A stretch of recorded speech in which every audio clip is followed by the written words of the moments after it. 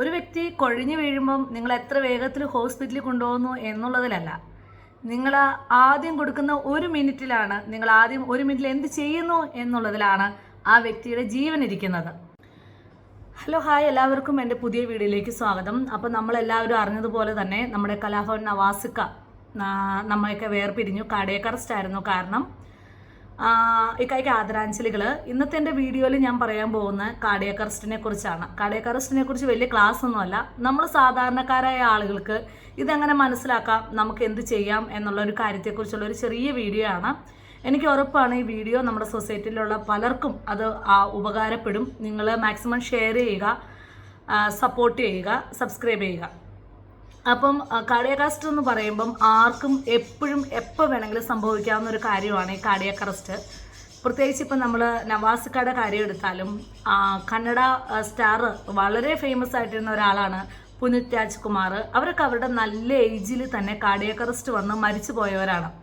അപ്പോൾ cardiac arrest എന്ന് പറഞ്ഞാൽ പണ്ട് കാലഘട്ടങ്ങളിൽ 60 വയസ്സ് കഴിഞ്ഞവരെ കുറിച്ച് മാത്രം നമ്മൾ ചിന്തിച്ചുകൊണ്ടിരുന്ന ഒരു കാര്യമാണ് കാർഡിയാക് അറസ്റ്റ്, അല്ലെങ്കിൽ പെട്ടെന്ന് കുഴഞ്ഞു വീണ് മരിക്കുക എന്നുള്ള കാര്യങ്ങളൊക്കെ.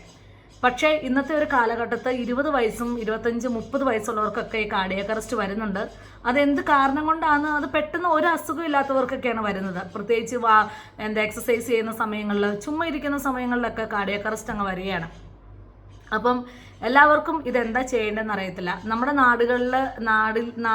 നമ്മുടെ നാടുകളിലൊക്കെ കണ്ടുവരുന്ന കാര്യം എന്താണെന്ന് വെച്ച് കഴിഞ്ഞാൽ, ഒരു വ്യക്തി കുഴഞ്ഞു വീണ് കഴിഞ്ഞാൽ പെട്ടെന്ന് അവരെ ആശുപത്രിയിൽ എത്തിക്കും. അതൊരു നല്ല കാര്യം തന്നെയാണ്.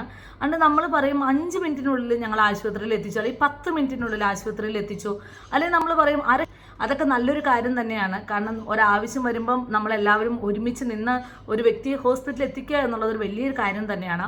പക്ഷെ അതിനു മുമ്പ് ഈ 5 മിനിറ്റോ 10 മിനിറ്റോ അല്ലെങ്കിൽ ഈ 20 മിനിറ്റോ ഒന്നുമല്ല ഒരു വ്യക്തിയുടെ ജീവൻ സംരക്ഷിക്കുക എന്നുള്ളൊരു കാര്യം. നിങ്ങൾ ആ വ്യക്തി കുഴഞ്ഞു വീഴുമ്പോൾ തന്നെ കാണുന്ന ആ സമയത്ത് ആ ആദ്യത്തെ 1 മിനിറ്റിൽ നിങ്ങൾ എന്ത് ചെയ്യുന്നു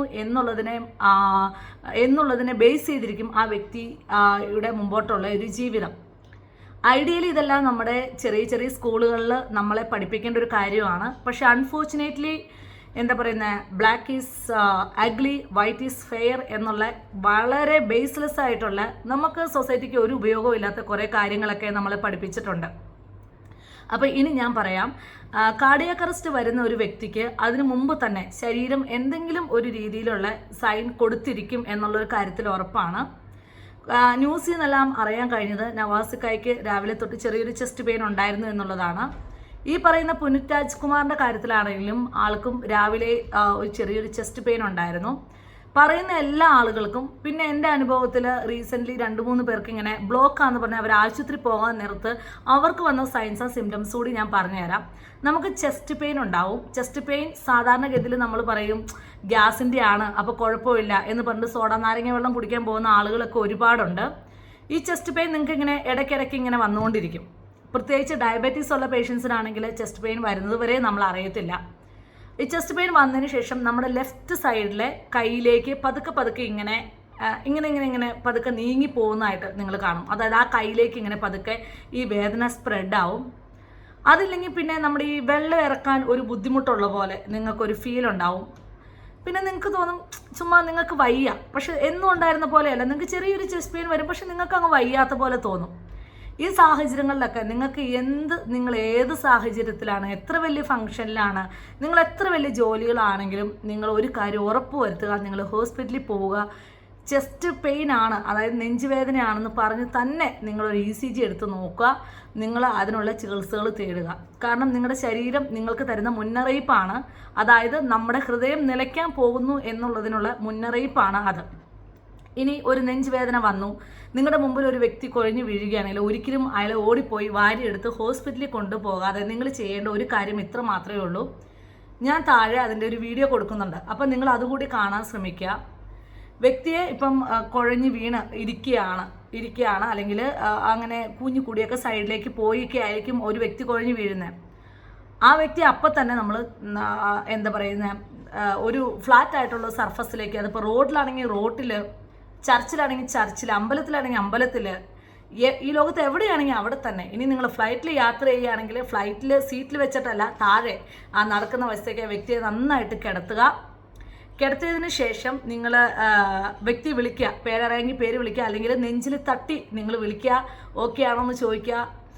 ഓക്കെ അല്ല, ഒരു റെസ്പോണ്ടും ഇല്ല, നിങ്ങളുടെ കൺമുമ്പിൽ ആ വ്യക്തി ബ്രീത്ത് ചെയ്യുന്നതായിട്ട് നിങ്ങൾക്ക് തോന്നുന്നില്ല, അതായത് ആൾ ബ്രീത്ത് ചെയ്യുന്നില്ല എന്ന് തോന്നുവാണെങ്കിൽ, ഫീമെയിൽ ആണെങ്കിലും മെയിൽ ആണെങ്കിലും നമ്മുടെ ബ്രസ്റ്റ് നിപ്പിളിൻ്റെ അവിടെ നിന്ന് ഒരു ഇമാജിനറി ലൈൻ, നമ്മൾ ആ രണ്ട് നിപ്പിൾസ് സഹിതം നമ്മളൊരു ഇമാജിനറി ലൈൻ പോലെ ഒന്ന് ഇത് ചെയ്യുക, ഇമാജിൻ ചെയ്യുക.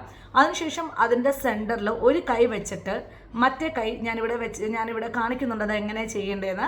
മറ്റേ കൈ വെച്ച് നന്നായിട്ട് ഹൃദയത്തിലെ ആ ഭാഗത്തേക്ക് നന്നായിട്ട് അമർത്തി കൊടുക്കുക. അതിന് നമ്മൾ പറയുന്ന പേരാണ് CPR എന്ന് പറയും, കാർഡിയോ പൾമണറി റെസിസിറ്റേഷൻ. അത് സാധാരണ ആളുകൾക്ക് അതിൻ്റെ ഫുൾ ഫോം ഒന്നും അറിയണ്ട, നിങ്ങൾ എന്താ ചെയ്യേണ്ടതെന്ന് മാത്രം അറിഞ്ഞിരുന്നാൽ മതി. നന്നായിട്ട് പ്രസ് ചെയ്യുക. പ്രസ് ചെയ്തതിന് ശേഷം ഓരോ പ്രാവശ്യം പ്രസ് ചെയ്യുമ്പോഴും ശ്രദ്ധിക്കുക, പ്രസ് ചെയ്യുന്നതിൻ്റെ വേഗത കൂടുന്ന അനുസരിച്ച് തന്നെ അതിന് റീകോയിലിനുള്ള, അതായത് നമ്മൾ പ്രസ് ചെയ്തിട്ട് ഇച്ചിരി സമയം വേണം, കാരണം ഹേർട്ടിന് വികസിക്കുകയും ചുങ്ങുകയും വേണമല്ലോ, എങ്കിലാണ് ബ്ലഡ് താഴേക്ക് പോകത്തുള്ളൂ. ഇങ്ങനെ ചെയ്യുക.